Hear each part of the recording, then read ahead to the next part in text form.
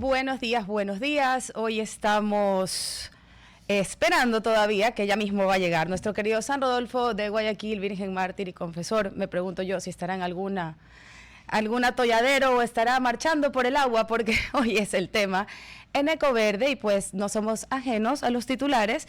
Les comparto parte de la noticia de la página número 8 del Universo, hoy martes 16 de septiembre. Agrupaciones de Cuenca en marcha por el agua y el gobierno acusa al alcalde. Activistas entregarán una carta para Novoa en la que pedirán respeto a las consultas de Cuenca y Girón.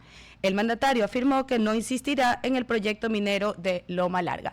Hasta ahí vamos a leer los titulares de esta noticia, que hoy la vamos a conversar dentro de otros temas con Tarcisio Granizo, quien es director de la WWF en Ecuador y ha acompañado parte de los argumentos científicos por los cuales hoy se realiza esta marcha en la hermana ciudad de Guayaquil, de Cuenca, que se ha convertido realmente pues en un destino turístico necesario frente a la terrible situación que viven hoy nuestras costas. Como guayaquileña debo decir que hoy hablar de Cuenca para los guayaquileños no es algo ajeno ni lejano. Cada vez son más los guayaquileños que optan incluso por alquilar durante las vacaciones largas un lugar en la Atenea del Ecuador o en la Santa Ana de los Cuatro Ríos, en la Atenas del Ecuador, que justamente se ha convertido en este destino que ha de alguna manera reparado los tejidos de aquellos que solíamos disfrutar pues de nuestras playas y que hoy se convierten en un lugar inseguro para nuestros niños, para nuestros jóvenes, realmente cambiando muchísimo una situación que hace años era inimaginable. Decir que los guayaquileños hoy pasan muchísimo más tiempo en la sierra, en sus ratos de recreación, de lo que era en las zonas costeñas debido a la inseguridad, es una realidad de la que no somos ajenas. Tengo el gusto de conocer a Tarcisio desde hace muchos años, es un gran activista, realmente ha estado en varios lados de la moneda.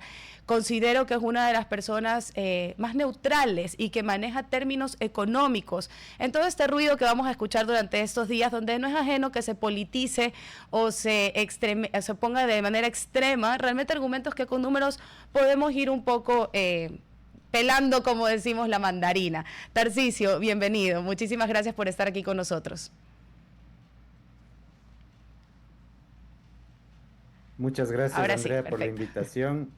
Un gusto estar aquí. Solo una aclaración, no soy neutral para nada. Tengo unas posiciones muy claras, pero lo que sí tengo es digamos, trato de defender mis posiciones con criterios técnicos y científicos. Correcto, creo que la ciencia hace que estos debates, que deben ser y son justamente el espacio para poder tener ideas contrarias a las nuestras y escuchar diferentes versiones de tal vez lo mismo, se media justamente a través de la ciencia. Tarcisio, primero que nada, estás en la marcha en Cuenca, ¿cómo se siente a estos momentos que se ha No, no, conectado de todas maneras, me imagino, con el tema? desafortunadamente no estoy en la marcha en Cuenca porque regresé de viaje ayer.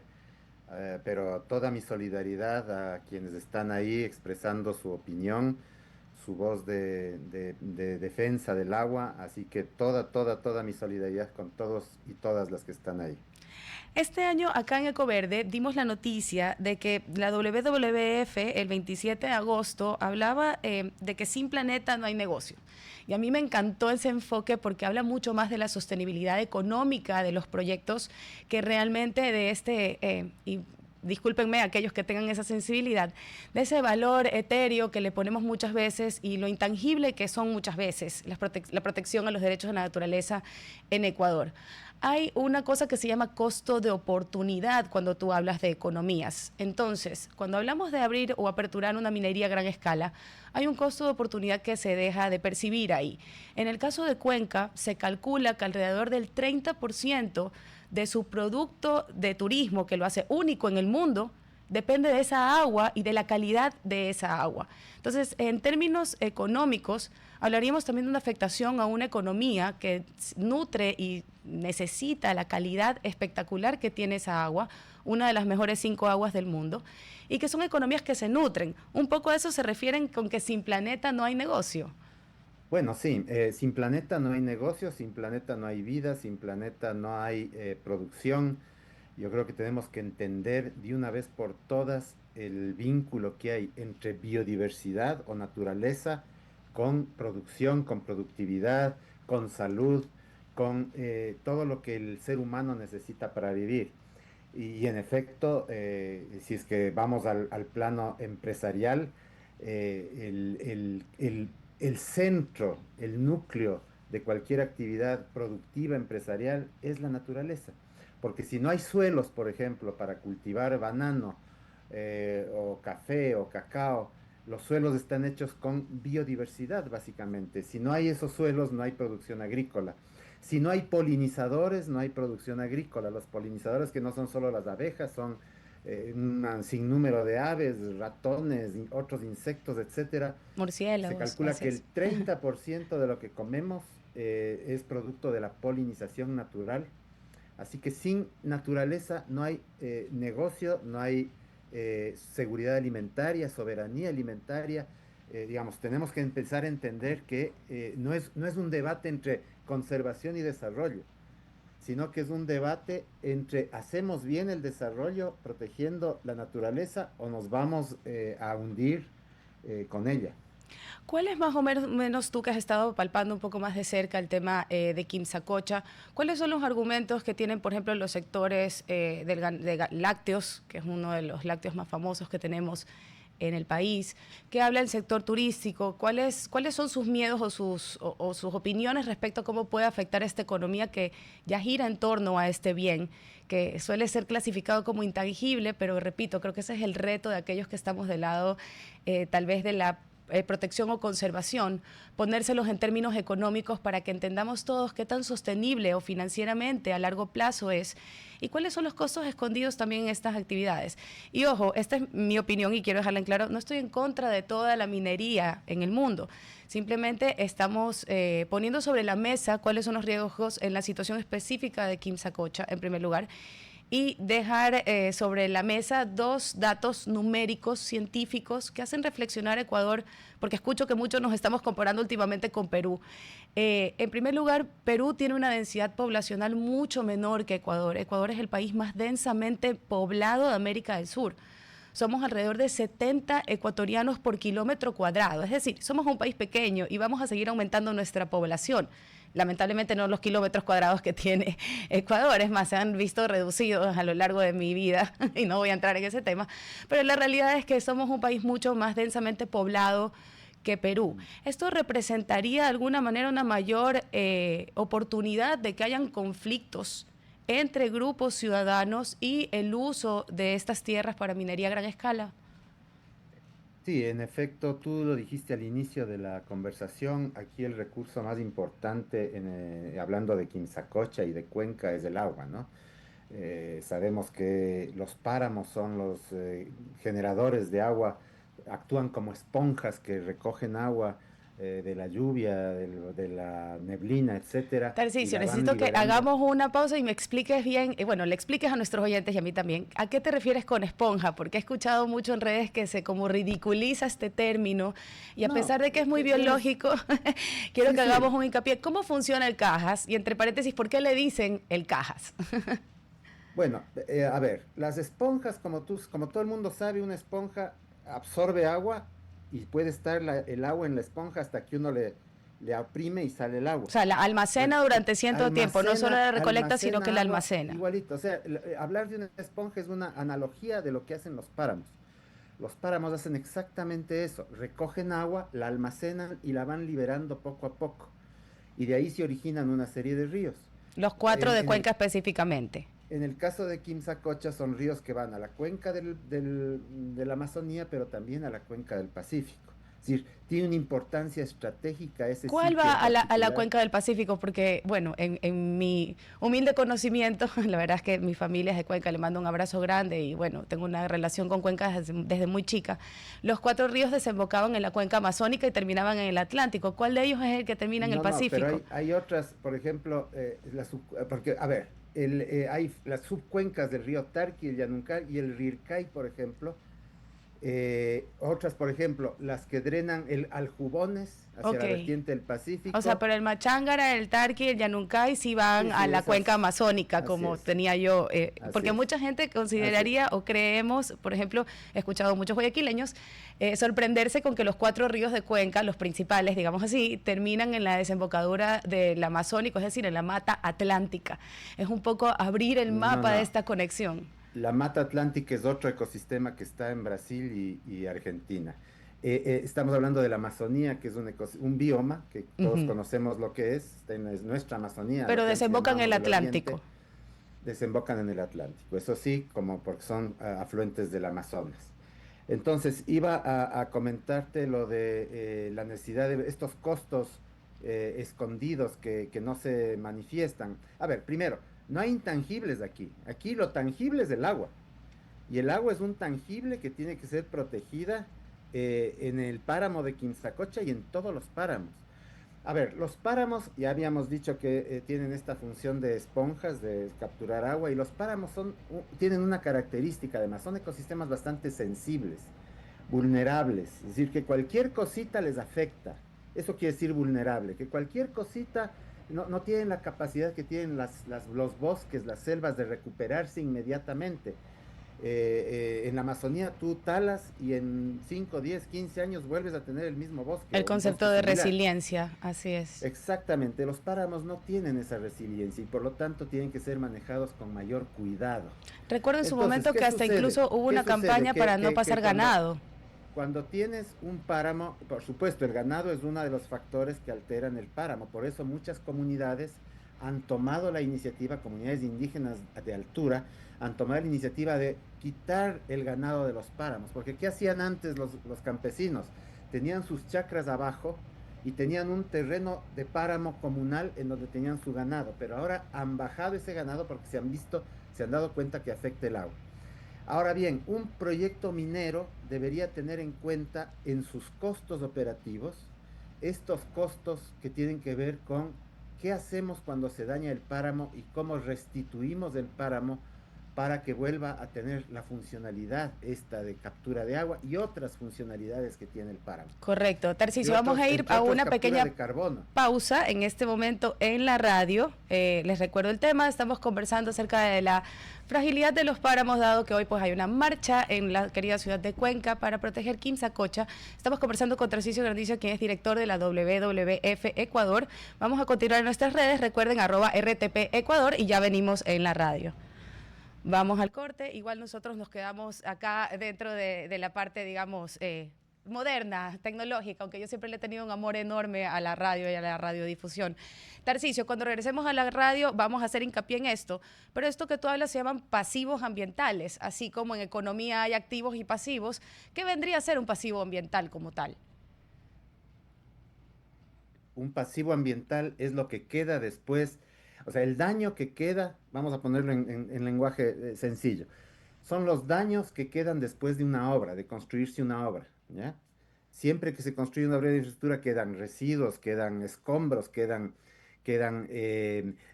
bosques talados, vegetación alterada, eso es un pasivo ambiental. Ahora, ese pasivo ambiental lo que tiene es que recuperarse y hay que permitir que se recupere y hay que ayudarle a la naturaleza que se recupere. Eso tiene un costo, ¿ya? Y esos costos de recuperación no están incluidos en los análisis económicos Pero de estos sí en las proyectos. leyes. Se supone que legalmente hablando cualquier Se actividad supone que en las extractiva leyes, debe pero regresarnos el ecosistema como lo encontró, cosa que así es. jamás he visto en todos mis años de vivir durante 25 años al pie de la minería no metálica de la Vía La Costa. Jamás he visto a una de las mal llamadas canteras regresar el bosque seco tropical que está en peligro crítico de extinción, sino convertir las zonas concesionadas en Porque urbanizaciones. precisamente por eso es que, digamos, no se han incluido esos costos, porque si incluyéramos esos costos Ya no sería tan ambientales, rentable. que ya no sería rentable ni la minería ni el petróleo. Y ahí hay que ser claritos.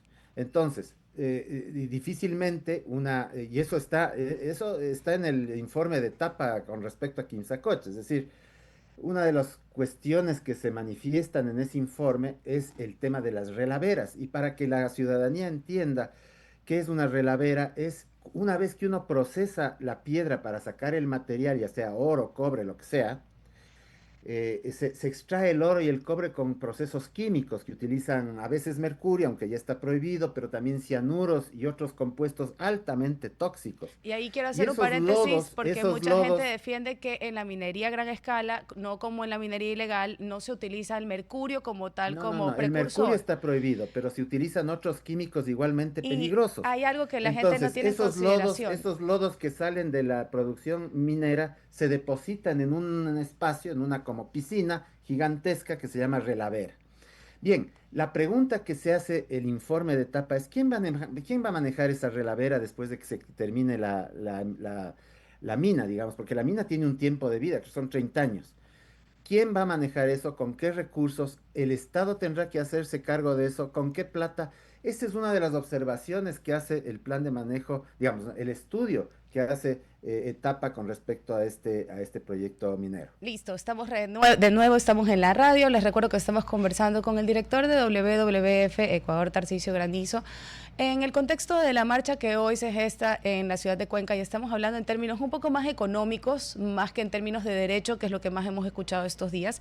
Y estamos manejando dos conceptos importantes cuando hablamos de extractivismo como tal.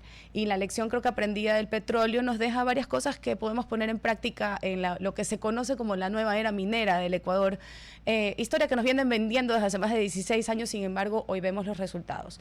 Comparando un poco lo que sería o cuál es la afectación que las personas de la ciudad de Cuenca consideran que va a tener este sistema económico que vive del agua, estamos hablando con Tarcisio de cuáles son los principales contaminantes que genera la extracción a cielo abierto de minerales y metales, perdón. En el caso que tenemos ya funcionando desde hace algunos años en la concesión de Ecuacorrientes, en lo que fue Tundaime en su momento, hoy hay unas relaveras que incluso algunos artículos internacionales ponen las alertas sobre Ecuador, sobre el caso de que haya una lluvia de altísima pluviosidad o estas condiciones climatológicas muy del Ecuador, el riesgo que podría ser. Por otro lado, hay concesiones mineras en el norte del país donde no se utiliza la técnica de relaveras, sino la técnica de encapsulado. Esto para que vean, pongamos un poco en perspectiva que no es que estoy en contra completamente de toda la minería, sino que en el caso de Quimsacocha afecta un sistema económico funcional que se nutre de la calidad de esa agua, y pues los ciudadanos de Cuenca consideran que puede ser contaminada. ¿Cómo es el proceso natural en el cual esta extracción pasa esos metales pesados a través de las aguas subterráneas a los ríos en el caso de un páramo? A ver, ahí hay una discusión importante. La primera es que decíamos las relaveras, ¿no? Son espacios en donde se ponen los lodos que tienen todos los compuestos químicos que se utilizaron para separar el mineral de la piedra. Y son lodos tóxicos. Entonces, ¿quién va a manejar esa relavera? Que en el caso de Quimsacoche es una relavera, no es una cápsula, No no son es relavera. encapsulados, como estas técnicas que Esa usan es la otras primera minerías a cuestión. gran escala en el norte. Eso es algo que el informe de etapa pone en consideración. Es decir, ¿quién va a manejar la relavera cuando se termine la actividad minera, que durará 30 años o más o menos así? ¿Quién va a manejar eso? ¿Será el Estado? ¿Con qué recursos? Etcétera. Esa es una. La otra discusión que se da en el informe de etapa es que se dice que las aguas superficiales no están en contacto con las aguas subterráneas. Eso dice la empresa minera con su estudio de impacto ambiental. En tanto que el informe de etapa menciona que sí están en contacto las aguas superficiales, que van a estar contaminadas con estos químicos después de la elaboración, digamos, el proceso de extracción del oro, con los acuíferos subterráneos. Un acuífero es un río subterráneo, un lago subterráneo que a veces brota en manantiales. Entonces, si se contamina eso, se van a contaminar los manantiales y se van a contaminar los ríos, evidentemente. Entonces, hay un problema ahí muy serio. Entonces, yo pediría a la población digamos, es un informe técnico, pero no es difícil de entender el informe que ha hecho Etapa con respecto a las deficiencias que tiene la evaluación de impacto ambiental de la empresa con respecto a la extracción en Quimsacocha. Perfecto. Y juntando esto un poco con los últimos enunciados que vengo siguiendo de la WWF, y es interesante verlo desde el punto de vista de bioeconomía, porque es para mí es un gusto saber que la economía hoy está poniéndole números a largo plazo a estos, de alguna manera, a estos conceptos que para nosotros, tal vez los ingenieros en medio ambiente, los biólogos, se nos ha sido muy difícil poner en términos de lo más importante, digamos, que es el desarrollo para ciertos sectores. Y correcto, en un país que necesita desarrollarse, pues escuchamos mucho estos argumentos de, entonces, mientras Ecuador sigue siendo un país pobre, vamos a tener el oro bajo nuestros pies.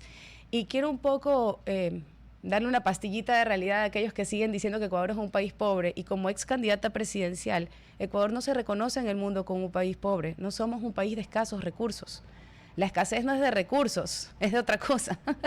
La realidad es que somos un país que, a diferencia de Costa Rica, tiene toda la biodiversidad que tiene Costa Rica, pero tiene recursos no renovables que podemos extraer y de los cuales se ha creado una narrativa de que necesitamos realmente vender todos esos recursos no renovables para pagar deudas, para entonces poder dejar de ser un país pobre.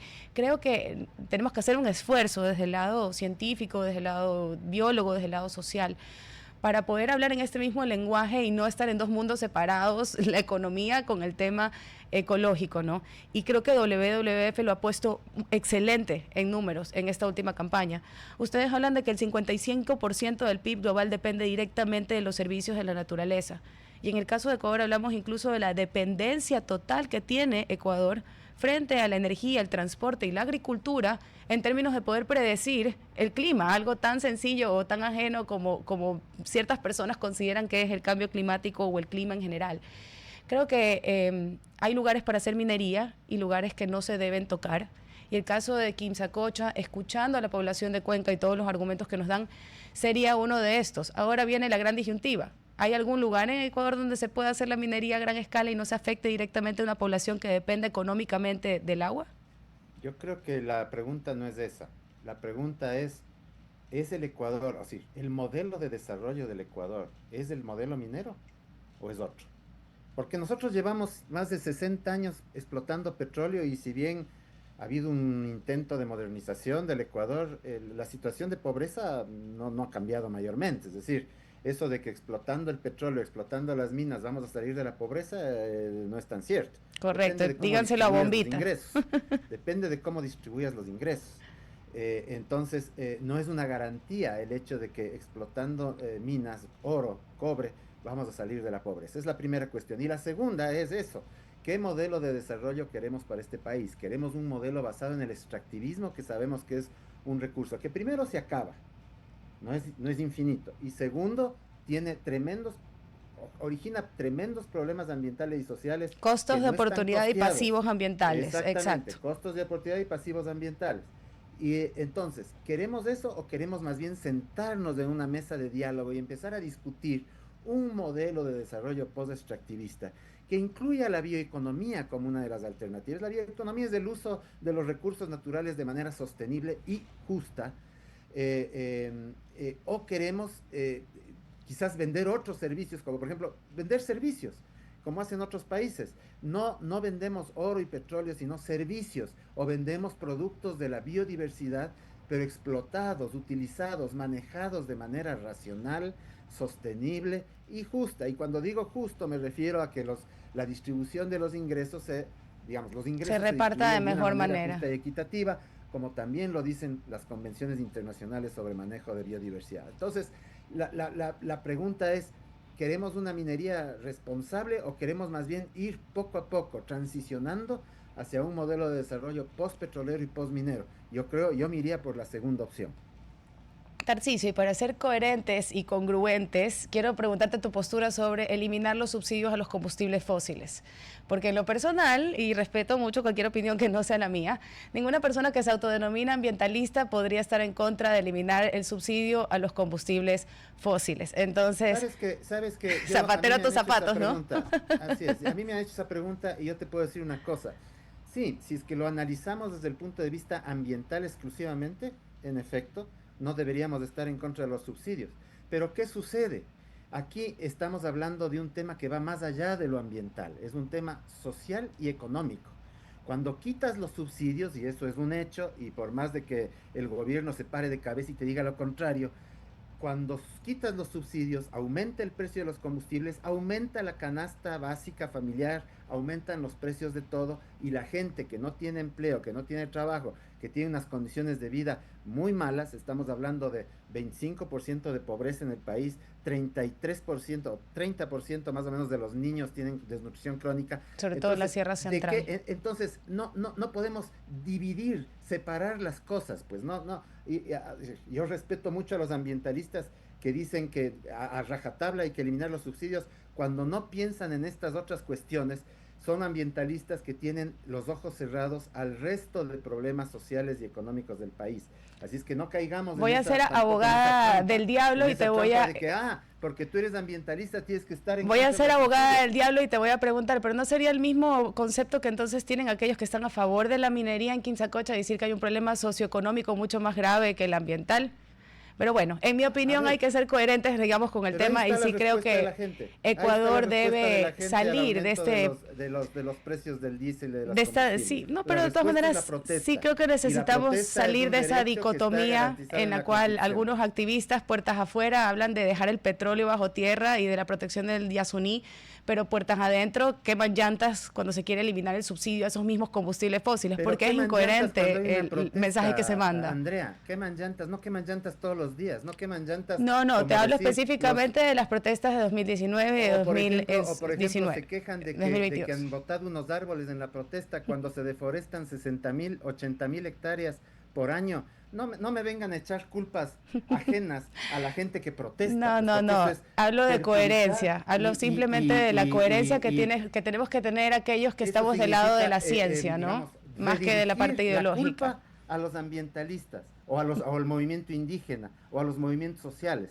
No sean pues caraduras, o sea, háganse cargo de las 80,000 hectáreas por año que se deforestan en el país y no se quejen por 3 árboles que se botan en una protesta, o háganse cargo porque esa deforestación causa también cambio climático, es la causa principal de emisiones de gases de efecto invernadero en un país como el Ecuador. La segunda causa es el transporte público. Entonces, háganse cargo de eso y no de la llanta quemada. La llanta quemada es una manifestación de protesta ante una situación crítica que vive un país. Así es que no echen la culpa ajena, o sea, busquen el verdadero culpable, no al culpable de un día. O sea, sí. Seamos coherentes. Ahí respeto, pero no comparto. Creo que la coherencia va a hacer que mediemos más en términos científicos que en ideológicos que se ponen pasionales. Creo que aquellos que hablan de cambio climático tienen que ser claros con los mensajes, porque de lo contrario se politiza.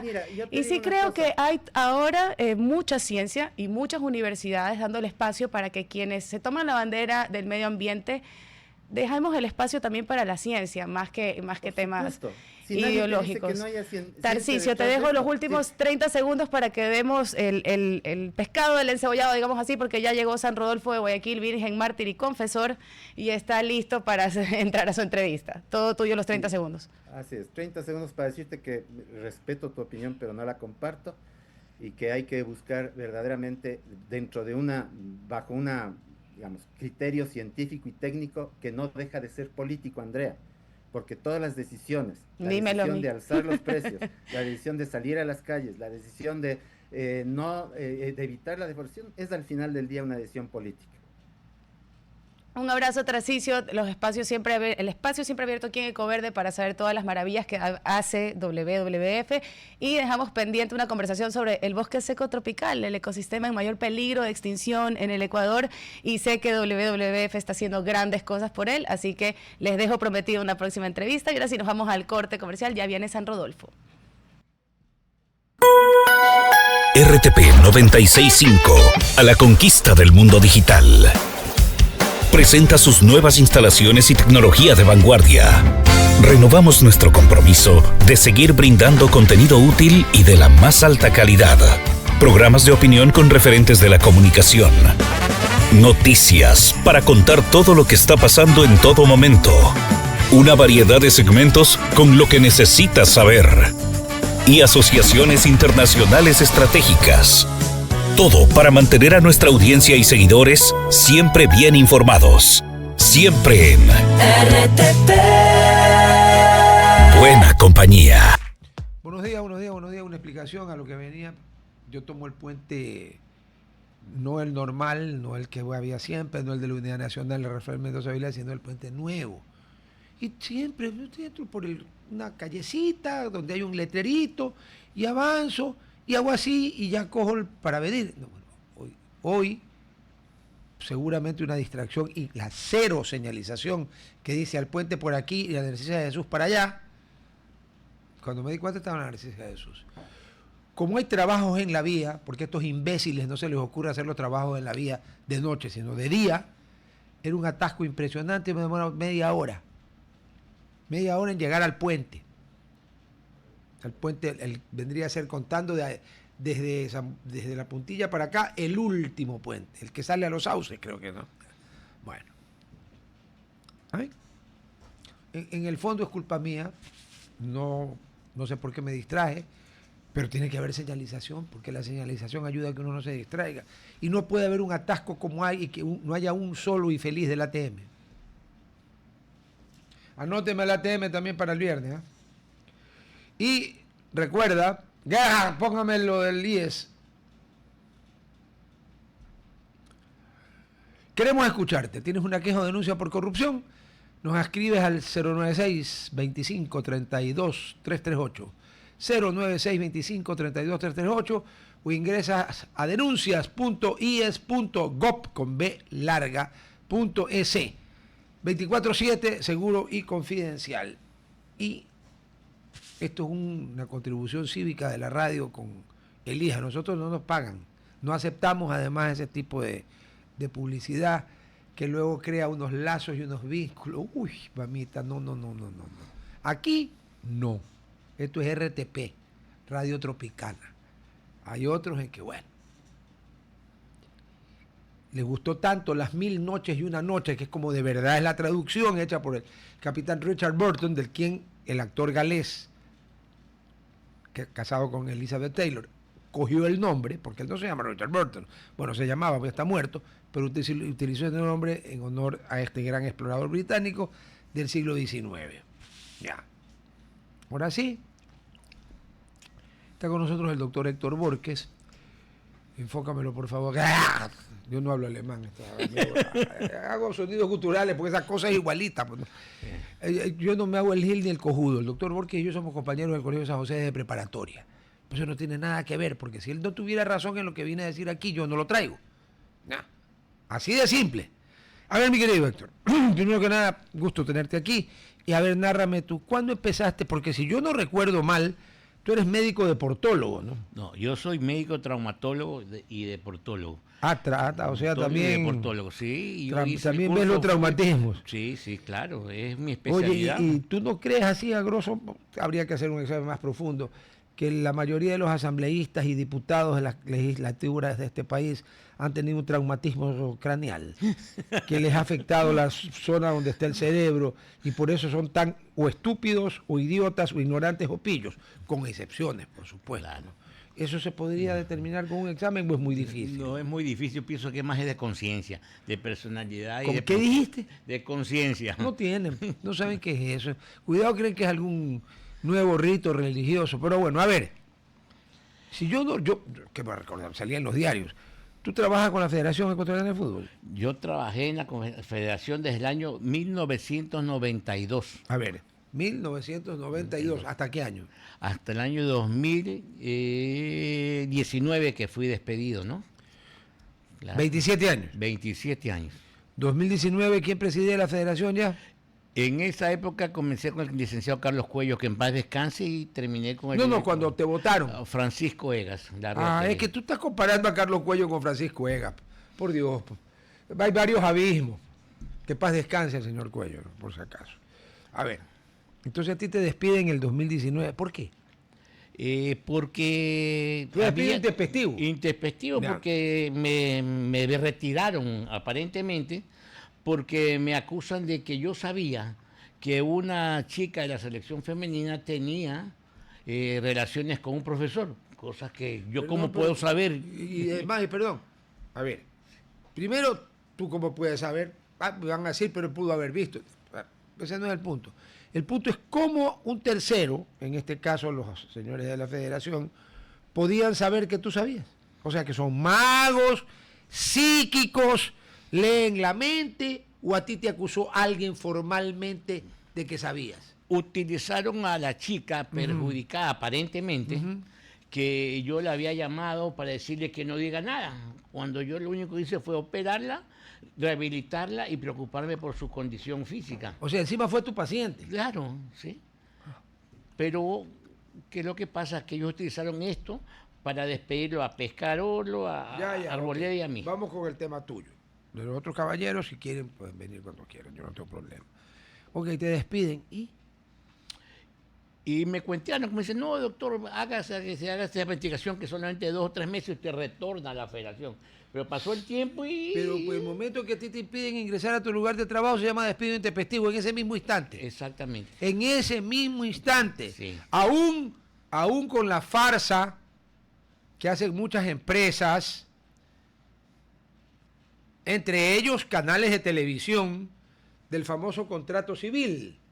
Pero si tú vas todos los días de la semana, todos los meses del año, durante X número de años, es obvio que es una relación laboral disfrazada.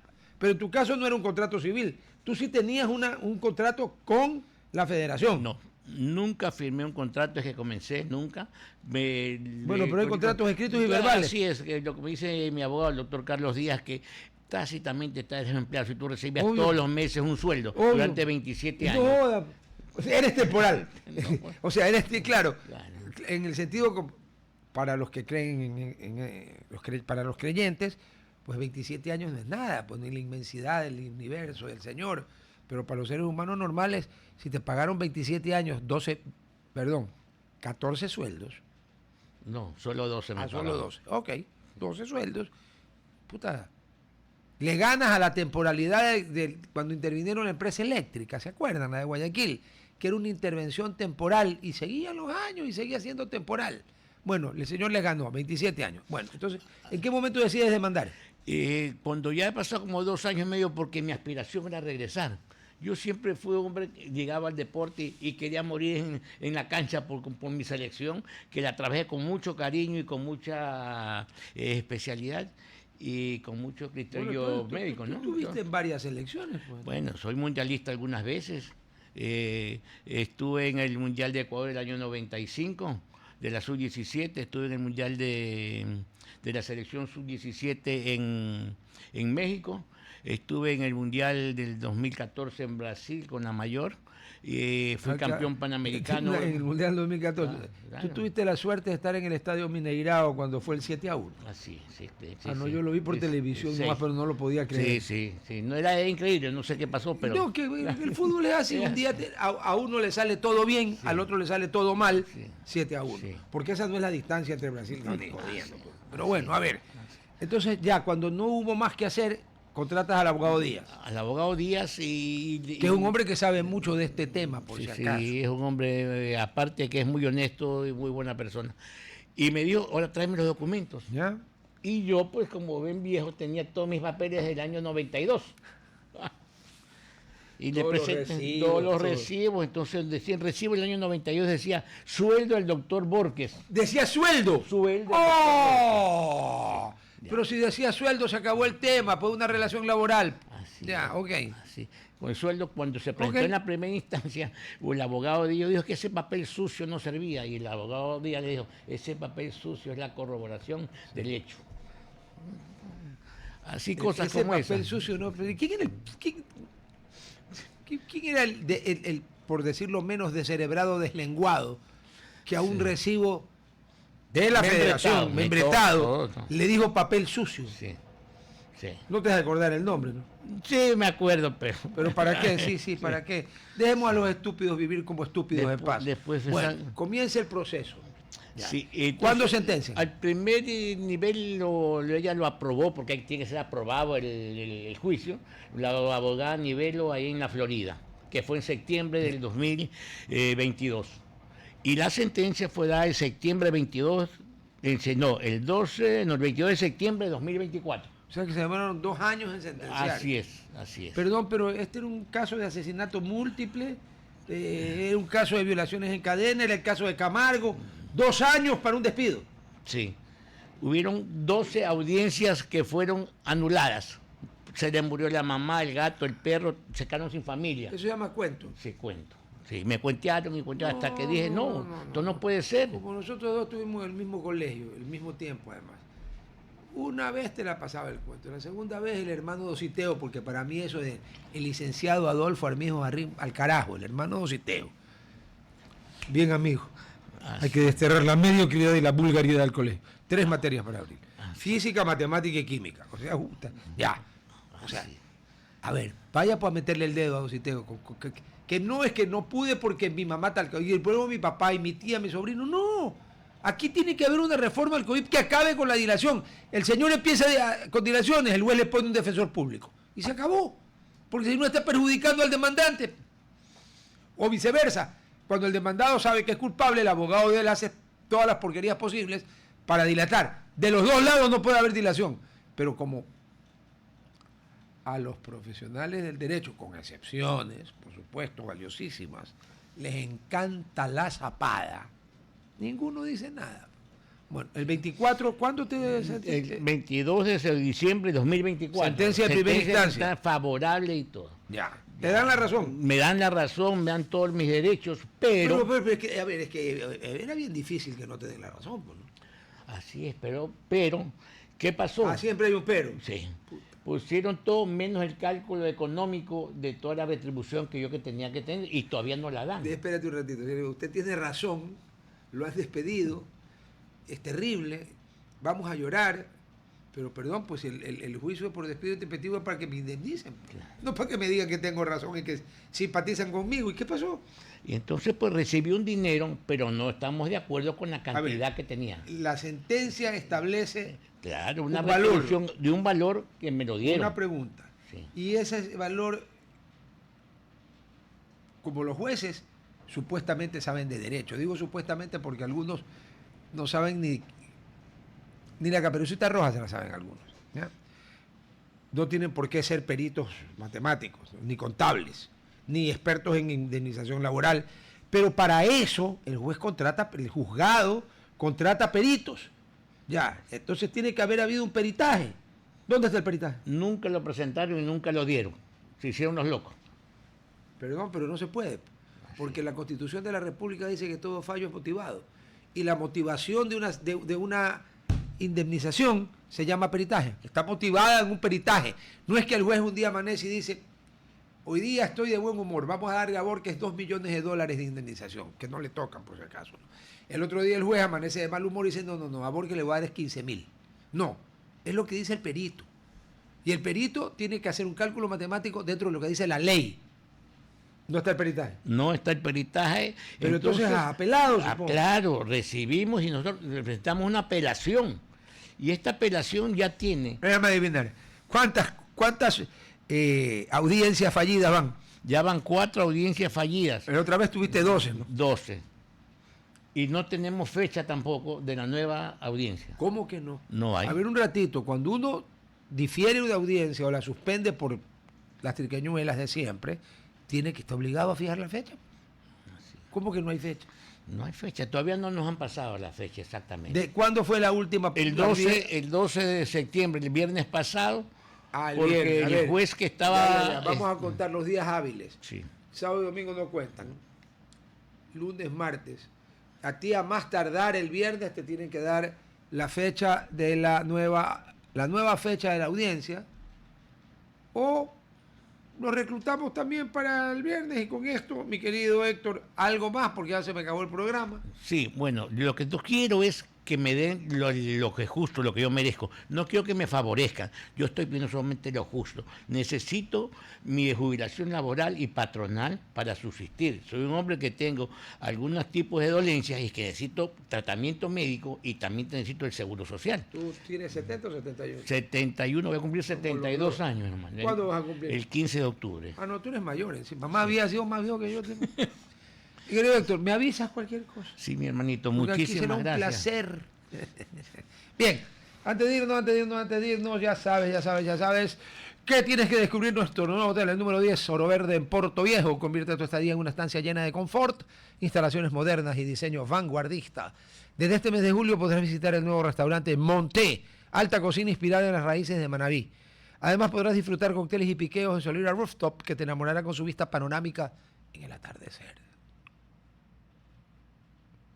En el atardecer. Conoce más en oroverdeportoviejo.com. Oro Verde Portoviejo, tu nuevo gran destino.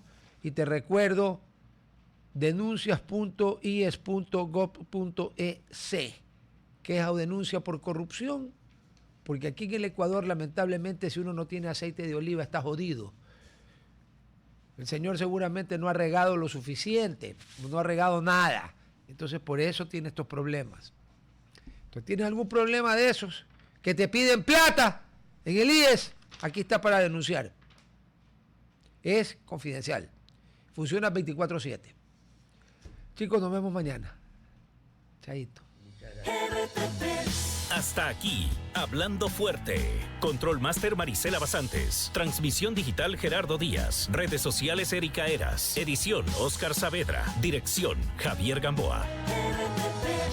Todos los derechos reservados. RTP 2025.